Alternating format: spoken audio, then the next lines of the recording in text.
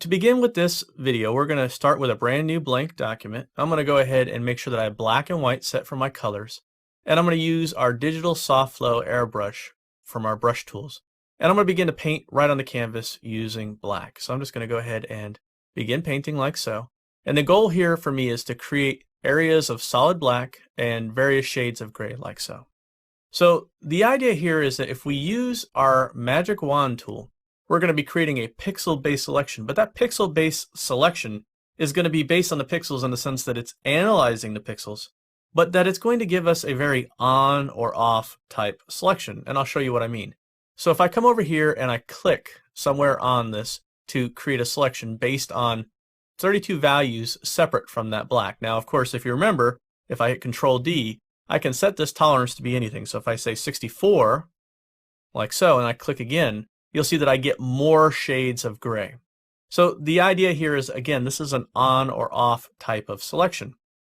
If I come up here and I create a new layer, like so, I flip to white, and I say Edit, Fill, and I say Fill with Current Color, you'll see that this was a very on or off type selection. Control D to deselect, and you can see that even though we're getting these rough edges that are very much indicative of the fact that this was a pixel-based selection, it still is on or off. And this isn't necessarily always what you want from your pixel-based selections.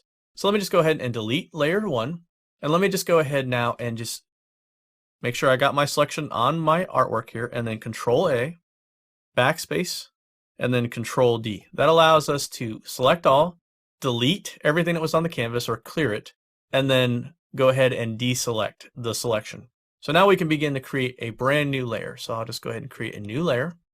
I'll come over here and I'll use black, and it could be any color, it doesn't matter. I'm going to choose our digital soft flow airbrush again, and I'm going to begin to paint. Now again, what I'm looking for here is various shades of gray and solid black. Now in the instance of this, like I say, color doesn't matter. So if I switch from black to say something like a red, and I begin to paint right on that same layer, even though I'm painting with a completely different color, what we're looking for here is not the color, but the opacity. And if I come over here now and I context click this layer and I choose Select Layer Content, what it's going to select is not the color, but the content in terms of its opacity. So now if I just turn off that visibility of layer 1, add a new layer 2, and then I go ahead and change the color to something really obvious, like say a blue, and then I go up here and I say Edit, Fill with Current Color, and say OK, you can see what I mean. What it analyzed, and just Control D, was not the color, but the opacity of layer 1, which, as you can see here, is variable in color, but it's also variable in opacity. If I turn off the canvas, you can really see this by seeing that transparency checkerboard pattern through our painting. And again, the opacity is going to be exactly identical from layer 1 to layer 2 because layer 2 is based on layer 1's transparency. Now, I'll go ahead and delete both of those, turn back on our canvas, and now if we go over to channels and we say new channel, and then if we go ahead and turn off the visibility of the RGB so that we see the alpha for what it really is, remember alphas are based on shades of gray. So if I come in here again with our digital soft flow airbrush and I just go ahead and flip over to the white and begin painting here, and I paint in various shades of gray going from pure black to pure white more or less, and then I say okay, well, that's great, let me go ahead and click on RGB, load channel as selection, choose alpha 1 from the drop down and say replace selection, and then we come back over to layers, create a new layer, flip back over to our blue and say Edit, Fill, Current Color.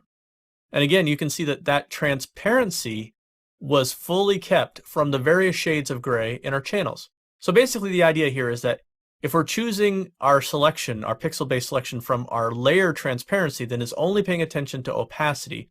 Whereas if we're choosing it from our alpha, we're only paying attention to its value in terms of grayscale.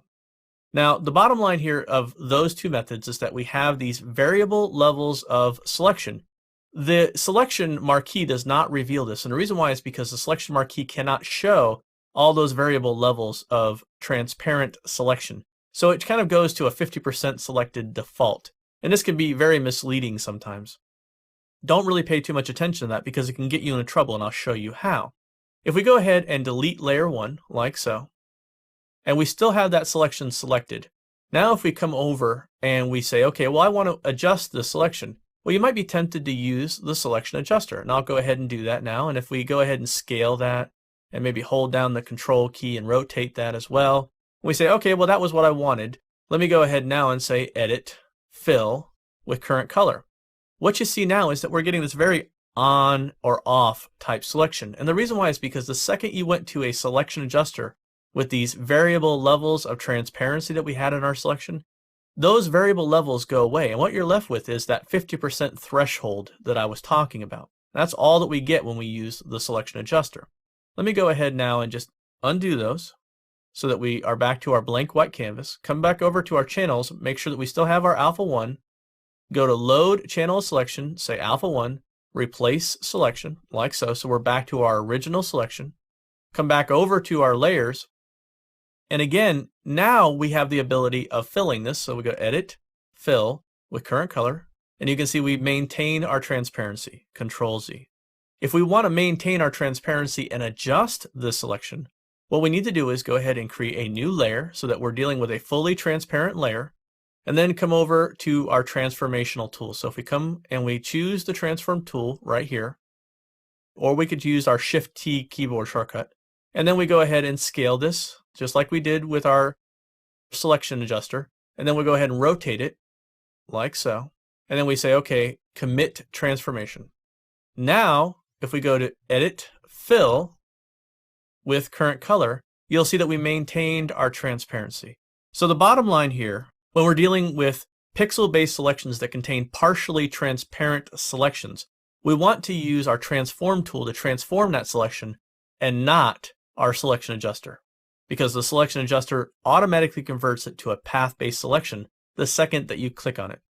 Now, the bottom line of why we want to keep certain types of selections to be pixel-based selections and certain types of selections to be path-based selections is really comes down to that issue of transparency. Partially transparent pixels are not possible with path-based selections, and path-based selections are capable of being switched to pass and being switched back to selections on a moment's notice, whereas pixel-based selections with partial transparency cannot be converted to a path without losing all of our transparency information.